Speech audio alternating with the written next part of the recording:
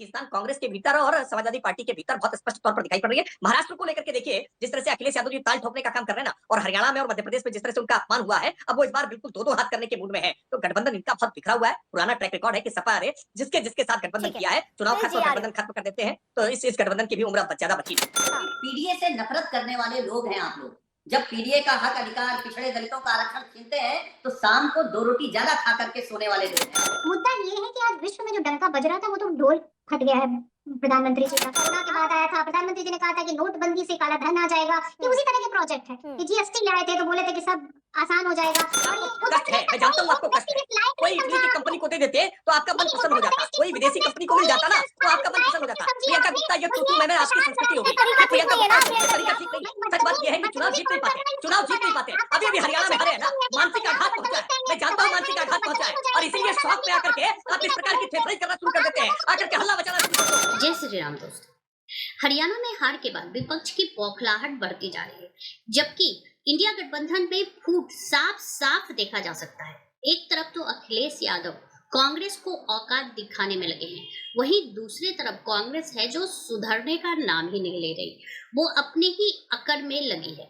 इसी पे जोरदार डिबेट, जिसमें कि राकेश त्रिपाठी ने कांग्रेस और सपा दोनों को ही आईना दिखा दिया। आइए देखते हैं जोरदार डिबेट।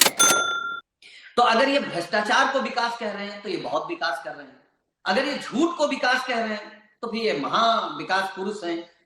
अगर बेईमानी को विकास कह रहे हैं, नफरत को विकास कह रहे हैं, बंटवारे को विकास कह रहे हैं, तो इन्हें विकास पुरुष कहिए, विकास पुत्र कहिए, लेकिन गंगा पुत्र मत कहिए। क्योंकि गंगा पुत्र जैसे आप कहेंगे तो भीष्म पितामह का अपमान होता है।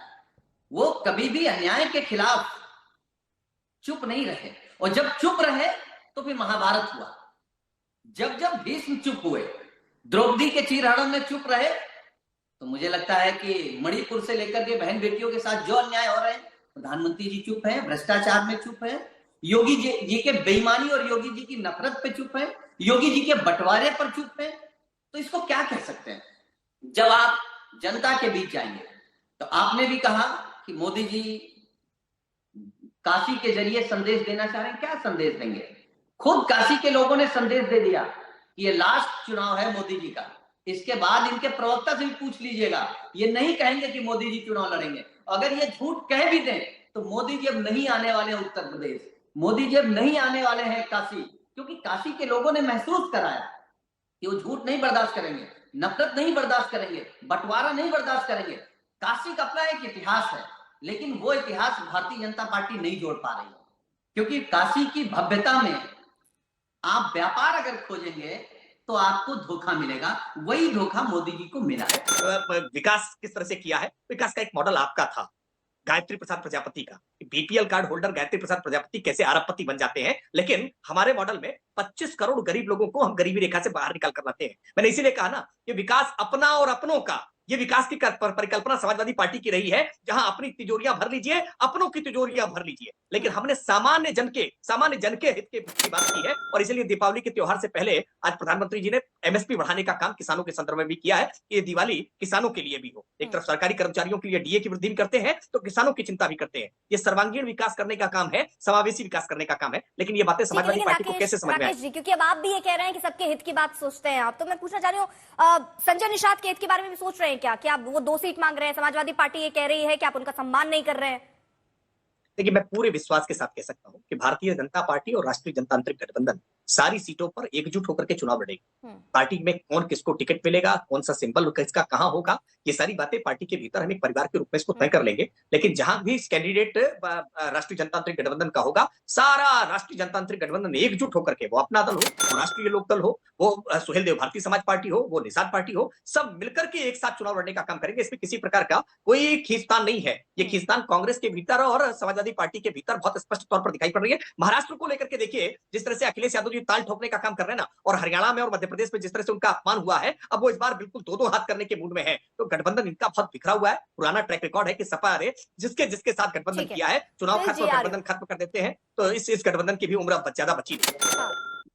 इस तरीके से बीजेपी के प्रवक्ता ने कहा, अरे भाई, हम लोग तो चाहते हैं कि माननीय प्रधानमंत्री जी स्वस्थ रहें, लेकिन हारते हारते बचे हैं, इसलिए काशी नहीं लड़ेंगे। हम ये कह रहे हैं आप उनको 105 साल लेकिन का एक चुनाव चीज मुझे बता दीजिए ना उसमें कोई सुनील जी, दिक्कत क्या नहीं। लगता है आपको, दूसरी जिस बात, तरह आशा जी, मैं 2 सेकंड इतनी परियोजनाओं, इतने बड़े बड़े उद्घाटन, इतनी बड़ी योजनाओं को लेकर आ रहे हैं, तो इसका फायदा तो पूरे उत्तर प्रदेश, पूरे देश को भी, एयरपोर्ट की बात पूरे देश को फायदा है, तो फायदा तो है, क्या इसका फायदा उपचुनाव में भी बीजेपी को हो जाएगा, नुकसान हो जाएगा आपको? देखिए, मैं केवल एक बात कह रहा हूं, आप बड़ी परियोजना लेकर के आ गए हैं तो इसका मतलब उतना बड़ा ही भ्रष्टाचार लेकर के आप आए हैं, क्योंकि ये लोग भ्रष्टाचार करने में बहुत माहिर हैं। हम लोग गांव के रहने वाले हैं। गांव में राकेश जी, पता नहीं आप आते जाते हैं, गांव की नहीं है। पहले लोग अगर दोस्ती होती थी तो जय वीरू की उदाहरण देते थे, ये दोनों की दोस्ती जय वीरू जैसी है। अब मोदी जी और अडानी जैसी दोस्ती कहने लगे हैं लोग। अगर दो बहुत अच्छे दोस्त होते हैं तो पूरा 10 साल अपने एक दोस्त को बनाने में लगा दिया और कह रहे देश बनाने में लगा दिया। देश कहां से कहां आ गया? बेरोजगारी देख लीजिए, महंगाई देख लीजिए, देश की सीमाएं देख लीजिए, सरकारी संसाधनों पर जिस तरीके से आरएसएस और भारतीय जनता पार्टी का कब्जा हो गया, वो आपको दिखाई नहीं देगा, क्योंकि पीडीए से नफरत करने वाले लोग हैं आप लोग। जब पीडीए का हक अधिकार, पिछड़े दलितों का आरक्षण छीनते हैं तो शाम को 2 रोटी ज्यादा खा करके सोने वाले लोग हैं आप लोग, इसलिए खुशी होती होगी, लेकिन अब पीडीए आपको छोड़ने वाला नहीं है। मतलब आप ये कह रहे हैं उनका विकास भ्रष्टाचार के लिए है, उनके विकास पर आपका पीडीए भारी पड़ेगा, सीधी सी बात यही है ना सुनील जी। चलिए जरा मैं प्रियंका जी का भी रुख कर लेती हूँ। प्रियंका, आप जरा मुझे बताइए, क्योंकि यहाँ पर ये गठबंधन की भी बात चल रही है, सब कह रहे हैं हमारे तरफ सब ठीक है, एसपी 8 सीट दे रही है और अजय राय 5 सीट का प्रस्ताव भेज चुके हैं, ये सब कुछ ठीक है? क्या चल रहा है?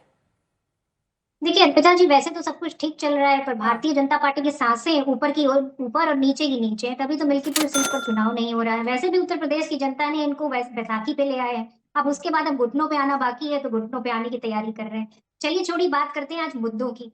मुद्दा ये है कि आज विश्व में जो डंका बज रहा था वो तो ढोल फट गया है प्रधानमंत्री जी का। आप बताइए, नमामि गंगे जैसी परियोजना आज भ्रष्टाचार में पैसे बनाने की मशीन बन गई है, और नमामि गंगे प्रोजेक्ट का क्या हाल है वो यहाँ पर बैठे प्रवक्ता बेहतर ढंग से बता पाएंगे। एक पेड़ प्रधानमंत्री जी माँ के नाम लगाते हैं और पूरा जंगल अडानी जी के नाम कर देते हैं। 10,000 करोड़ का एक प्रोजेक्ट लेकर आए थे 2019 में, कहाँ है वो? राकेश जी को तो प्रोजेक्ट का नाम भी पता होगा, बता दीजिएगा। बीएचयू की छात्रा के साथ रेप होता है, रेपिस्ट बाहर है, और वो 13 बच्चे जिन्होंने प्रदर्शन किया उनको सस्पेंड कर दिया जाता है। स्मार्ट सिटी परियोजना के बारे में तो बेहतर बता पाएंगे, कहाँ वो तैर रही हैं, कौन से जलाशय में तैर रही हैं वो तो पता नहीं, किसकी भेंट चढ़ गई है। अच्छा, इनके एक मंत्री है दिनेश प्रताप सिंह जी, अरे प्रधानमंत्री जी आए हैं तो कम से कम उस पर भी टिप्पणी करेंगे कि महिलाओं का सम्मान कैसे होता है। उन्होंने एक अभद्र पोस्ट अपने जो है ट्विटर अकाउंट पर की थी, पर प्रधानमंत्री जी, मुझे उम्मीद थी कि उस पर कोई निंदा करेंगे, उस पर समझाएंगे अपने मंत्रियों को, पर नहीं किया। तो खैर, पार्टी ही ऐसी है, इसकी चाल चरित्र चेहरे की क्या ही बात किया जाए। दूसरी चीज मैं कहना चाहूंगी कि जिस तरह से प्रधानमंत्री जी लगातार बनारस आ रहे हैं, पर बनारस के लोगों का जो रोजगार है वो पूरी तरीके से खाने का काम कर रहा है। महाप्रसादम जो बनता था, जो वहां की महिलाएं अपने स्वयं सहायता समूह से मेहनत से बनाती थी, अपने घर की रोजी रोटी चलाती थी, आज वो सहायता समूह बंद होने के कगार पे आ गया है, और प्रधानमंत्री जी ने वो काम गुजराती कंपनी को दे दिया। ऐसा पहली बार नहीं हुआ, इससे पहले भी जब जो है घाट बन रहे थे, सारे प्रोजेक्ट उठाकर अपने मित्रों को और गुजरात को चले जा रहे थे। यहाँ की जनता वही जाम में फंसी हुई है। प्रियंका गुप्ता, एक चीज में ये अभी आपने सब कुछ गिना दिया तो बार बार चर्चा करते हैं, लेकिन बात हम उत्तर प्रदेश की कर रहे हैं, काशी में सौगात लेकर आए हैं, ये ठीक, ये तो अच्छी चीज है ना, एयरपोर्ट ला रहे हैं जिससे देश को भी फायदा होगा, उत्तर प्रदेश के लिए बार बार वो कई सौगातों के साथ ही पहुंच रहे हैं।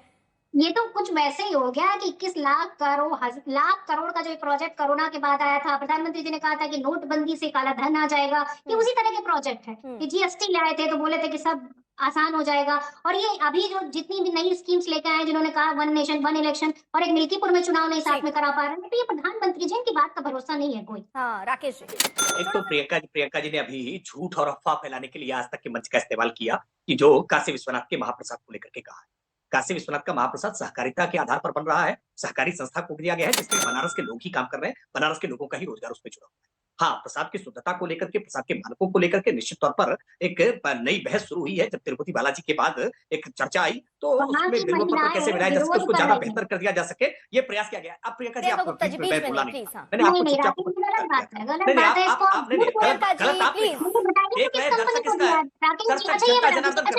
जनता जनार्दन फैसला कर लेगी ना, जनता जनार्दन फैसला कर लेगी। आपको कष्ट है, मैं जानता हूँ आपको कष्ट है। कोई इटली की कंपनी को दे देते तो आपका मन प्रसन्न हो जाता, कोई विदेशी कंपनी को मिल जाता ना तो आपका मन प्रसन्न हो जाता। प्रियंका गुप्ता, ये तू मैं आपकी संस्कृति होगी। ये तरीका ठीक नहीं है ना प्रियंका जी, आप बोल रही थी वो नहीं बोल रहे थे। ठीक है मैं बहुत विचार किया धैर्य कुमार। ठीक, एक सेकेंड प्रियंका जी, ये कांग्रेस पार्टी का संवाद का तरीका, ये तरीका ठीक नहीं प्रियंका है। जी प्लीज आवाज कम करनी पड़ेगी, अच्छा नहीं लगेगा। तू मैं नहीं करना है ना मैम, दो मेहमानों के पास मैं नहीं जा पाई हूँ। तो निश्चित तौर पर मुझे लगता है कि ये डिबेट, ये चर्चा, ये जनता तक आवाज नहीं पहुंची, जनता तक आवाज नहीं पहुंची। प्रियंका गुप्ता, प्रियंका गुप्ता जनता तक अरे आवाज जनता तक आवाज पहुंच रही है, नहीं पहुंच रही, मेरी आवाज आप तक पहुंच रही है कि नहीं, पहले ये बताइए। ये तरीका ठीक नहीं। सच बात ये है कि चुनाव जीत नहीं पाते, चुनाव जीत नहीं पाते। अभी हरियाणा में हारे है ना, मानसिक आघात पहुंचा है, मैं जानता हूँ मानसिक आघात पहुंचा है, और इसीलिए शौक में आकर के आप इस प्रकार की थेथराई करना शुरू कर देते हैं, आकर के हल्ला मचाना शुरू कर दो। चलिए ठीक है, मैं एक सेकेंड, आप दोनों को रोक रही हूँ, ये तरीका नहीं हुआ। इस डिबेट को लेकर आपकी क्या राय है हमें जरूर बताएं। हमारे साथ जुड़े रहने के लिए चैनल को लाइक एंड सब्सक्राइब करना ना भूलें। Thank you so much.